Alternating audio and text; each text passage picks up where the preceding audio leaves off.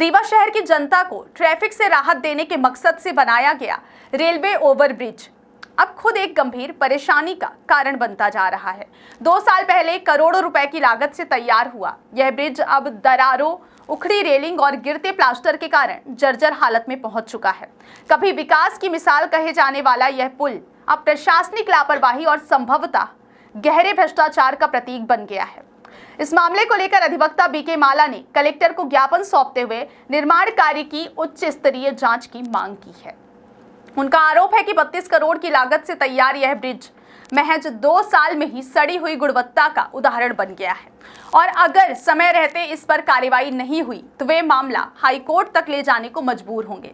अधिवक्ता बीके माला ने स्पष्ट रूप से कहा है कि यह जनता की गाढ़ी कमाई की बर्बादी है और जिम्मेदार अधिकारियों और निर्माण एजेंसी पर सख्त कार्रवाई होनी चाहिए। स्थानीय लोगों ने भी इस मुद्दे को लेकर भारी नाराजगी है और वे प्रशासन से जवाब मांग रहे हैं। फिलहाल प्रशासन की ओर से इस मामले पर कोई औपचारिक प्रतिक्रिया नहीं आई है, लेकिन शिकायत के बाद अब उम्मीद की जा रही है कि जल्द ही कलेक्टर द्वारा स्थल का निरीक्षण किया जाएगा और तकनीकी ऑडिट के आदेश दिए जा सकते हैं।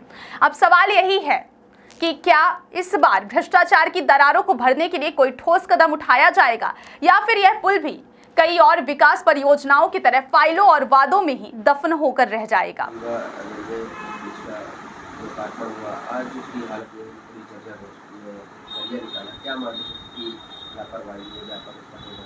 रीवा जिले के रीवा शहर के अंतर्गत गुड़हर क्षेत्र है। गुड़हर क्षेत्र में रेलवे व पीडब्ल्यूडी सेतु निर्माण विभाग, लोक निर्माण विभाग सेतु संभाग के द्वारा सौजन्य से गुड़हर रेलवे ब्रिज, गुड़हर के क्षेत्र में ब्रिज बनाई गई है, जिसमें आए दिन लगभग हज़ारों की तादाद में वहाँ से पॉपुलेशन निकलती है, जनसंख्या निकलती है, जनता निकलती है। बड़े वाहन निकलते हैं, छोटे वाहन निकलते हैं, रेलवे के स्वयं वो क्रॉसिंग है। ऐसी स्थिति में वहाँ पर जब आप देखे हैं, आप वीडियो देखते हैं, फोटोग्राफ देखते हैं, तो वहाँ की जितनी भी राडें हैं, जो आयरन लगाया जाता है, वो आयरन निकल के बाहर आ गया है। कोई भी बड़ी घटनाएँ, अप्रिय घटनाएँ वहाँ हो सकती हैं। तो जब रीवा जिले में ब्रिज की स्थिति है, सेतु की ये स्थिति है कि वहाँ पर इतनी, एक बार डामर लगा के वहाँ पीसीसी कर दिया गया होगा, पीसीसी किया गया और कंक्रीट होने के बाद उसके ऊपर डामर का लेप लगाया गया। ये 2 वर्ष में ही इतना गुणवत्ता मानक के विपरीत है कि 2 वर्ष में वो ब्रिज खराब हो गई, उसके राड लोहे स्टील दिखने लगे। तो जब स्थिति ये है कि 2 वर्ष में यहाँ की स्टील दिखने लगी, उसके बाद डामर की पुताई की गई, उसके ऊपर से लेप लगाई गई, उसके बावजूद भी जो वीडियो आपने दिखाई है, जो वीडियो फोटोग्राफ सब दिखाए हैं, उसे प्रतीत होता है कि मानक और मापदंडों के पूर्णता विपरीत है। आप चले जाइए मध्य प्रदेश के अन्य क्षेत्रों में जो ब्रिज बने हैं, हम अपने मध्य प्रदेश से सीमा से जुड़ा हुआ उत्तर प्रदेश से जमुना जी का पुल देख लीजिए, कितने सैकड़ों वर्ष पहले ब्रिज बना, आज भी रंच मात्र को वहाँ तनिक भी कुछ नहीं है।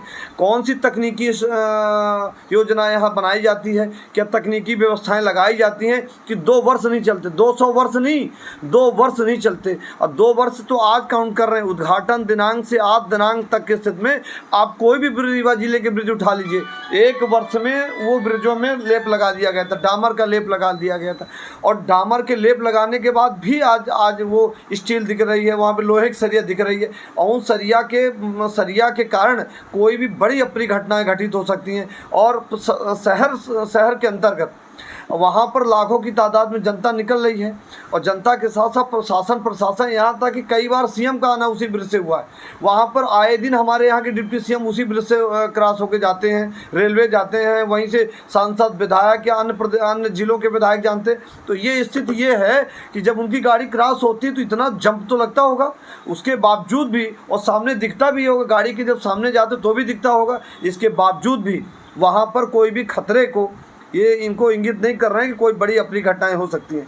लगातार इस प्रकार मानक और मापदंडों के विपरीत यहाँ पर ब्रिजें हैं और यहाँ तक कि जिस एजेंसी ने बनाया है उस एजेंसी के खिलाफ कार्रवाई होनी चाहिए और उसके मेंटेनेंस चार्ज रहता है कि जो कंपनियां बनाती हैं, जो ठेकेदार बनाते हैं, उसके अंडर में वो मेंटेनेंस में रहती हैं कि लगातार 5 वर्ष 10 वर्ष तक मेंटेनेंस करेंगे, 2 वर्ष 4 वर्ष तक। 1 वर्ष नहीं व्यतीत हुआ, 1 वर्ष के अंतर्गत वो ब्रिज पूरी तरह नष्ट हो गई हैं और कोई बड़ी अप्रिय घटनाएं हो सकती हैं। तो इस संदर्भ में ब्रिज और निर्माण एजेंसी, संविदाकार जो भी, उनके विरुद्ध कार्रवाई होनी चाहिए और तत्काल इसको संज्ञान में लेकर उसको सुधारा जाना चाहिए।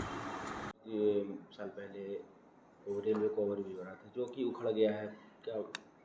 अपने आरओबी का जो पॉइंट है वो मैं चेक करा लेती हूँ कि इसकी निर्माण एजेंसी कौन थी और मेंटेनेंस का इसका जो दायित्व है वो किस एजेंसी का था। और बरसात के बाद और बरसात के समय में भी चाहे वो ओवरब्रिज हो या सड़कें हों, उनके मेंटेनेंस पे लगातार एजेंसीज ध्यान देती हैं ताकि अन्य कोई दुर्घटना की स्थिति न बने। तो इसको भी हम चेक करा लेते हैं।